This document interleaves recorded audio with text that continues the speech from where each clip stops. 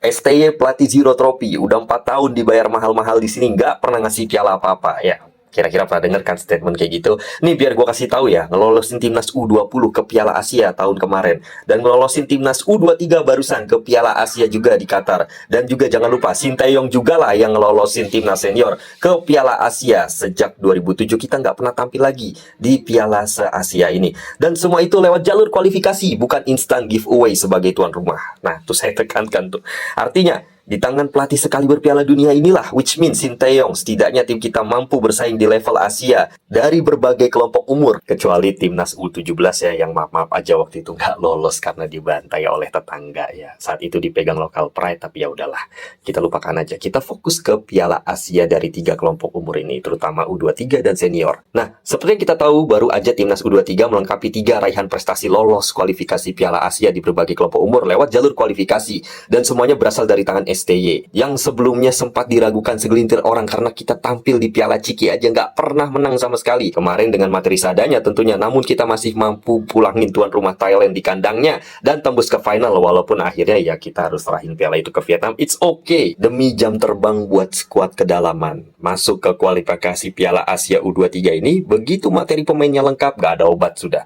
Praktis, STY memiliki kedalaman skuad yang dibutuhkan, baik utama maupun pelapis, dengan kedalaman skuad yang cukup merata, sehingga nggak bakal kehabisan opsi pemain. Itu yang pertama harus kita cermati. Kemudian sekaligus menjadikan the winning team ini menjadi cikal bakal, the dream team untuk bibit timnas senior jika dipadu dengan skuad senior yang ada sekarang dengan kualitas dan pengalaman mereka. Wah, tentu, tim ini akan menjadi tim yang menjanjikan ke depannya. Nah, untuk mempertahankan kualitas dari performa agar tren positif ini terus terjaga dan meningkat, jelas tim ini harus terus dipegang oleh Sinteyong lebih lama lagi.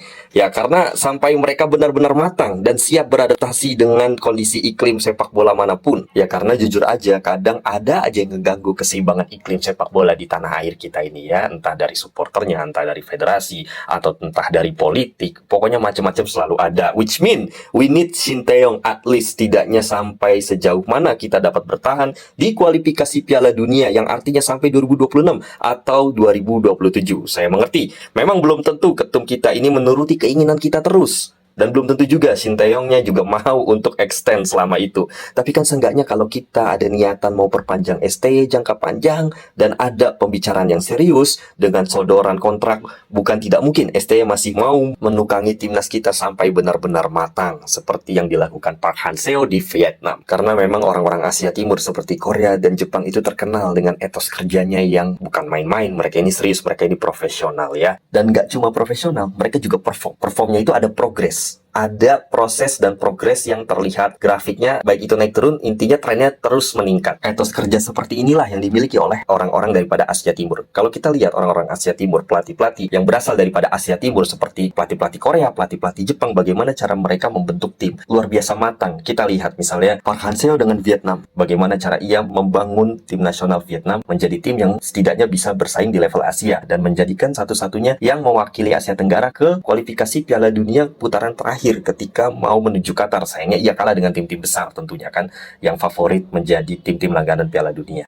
Kemudian kita lihat tim nasional Malaysia bersama Kim Pan-gonnya. Bagaimana cara Kim Pan-gon merubah wajah Malaysia yang lama menjadi tim nasional Malaysia yang bisa bersaing di level Asia. Baru aja mereka menahan imbang setidaknya 2 tim kuat ya, bukan 2 tim raksasa, tapi setidaknya 2 tim yang tidak lemah di Asia itu mampu mereka tahan. Dan mereka lakukan itu saat away loh. Ketika away ke China, ia tahan Syria dan ia tahan tuan rumah China di kandang China itu sendiri. Bahkan menit-menit pertama aja udah unggul. Sayangnya dianulir gol-golnya dari Darren Lock, umpan daripada Faisal Halim itu. Nah, di sini kan kita lihat progres itu ada untuk tim-tim yang ditangani oleh orang-orang Asia Timur. Karena memang kultur daripada orang-orang Asia Timur ini bersaing dengan karya, bersaing dengan kualitas, bersaing dengan hasil dan progres. Berbeda dengan kultur-kultur kebanyakan yang bisanya hanya ya saling jilat, saling merasa ada rivalitas yang nggak jelas ya, saling bersaing tapi bukan dengan karya dan kualitas yang benar-benar menghasilkan untuk kebaikan suatu negara. Bahkan yang lebih parah, saling merendahkan tanpa ia menunjukkan kualitas dari kontribusinya sama sekali. Perbedaan kultur inilah dan kebiasaan inilah yang membedakan antara kualitas negara maju dengan kualitas negara yang tidak maju-maju. Tapi bukan berarti di sini kita merendahkan negara-negara Asia Tenggara atau negara-negara lain. Tapi faktanya negara-negara Asia Timur ini seperti selangkah lebih maju daripada kawasan-kawasan yang lainnya. Yaitu sih saya objektif aja.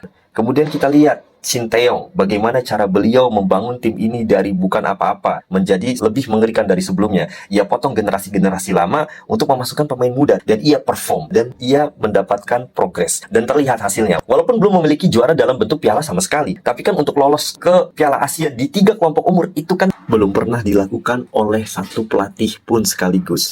Gitu loh. Ada nggak historinya Indonesia memiliki satu pelatih membawa Indonesia lolos ke Piala Asia dari berbagai kelompok umur U20, U23 dan senior, dan itu kan berjenjang. Mau itu pelatih lokal, bahkan pelatih luar negeri pun kita belum memiliki yang seperti itu.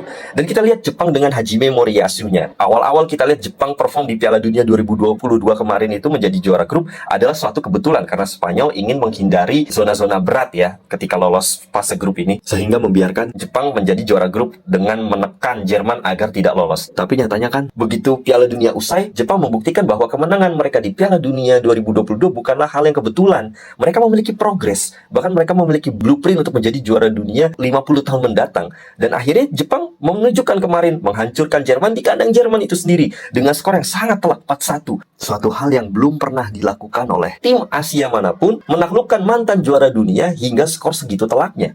Ya, ketika Korea mengalahkan Jerman aja itu sudah fenomenal kan dengan skor 2-0 dan membawa Korea serta Jerman sama-sama pulang. Sementara Jepang di Piala Dunia benar-benar memulangkan Jerman dan bahkan di FIFA Matchday sendiri Jepang benar-benar meluluh lantahkan kekuatan-kekuatan sepak bola Eropa dengan skor segitu telaknya. Karena kan memang Jepang ini tidak baru kali ini aja melawan tim-tim kuat. Sebelumnya beberapa tahun yang lalu Jepang sudah memulai untuk memberanikan diri melawan tim-tim kuat. Ya inilah hasilnya. Setelah menghancurkan Jerman, ia menghancurkan Turki, tim Eropa juga dengan skor 4-2. Ini adalah skor-skor yang besar bagi tim-tim Asia untuk melawan tim-tim yang secara kultur memiliki sepak bola yang lebih kuat gitu loh.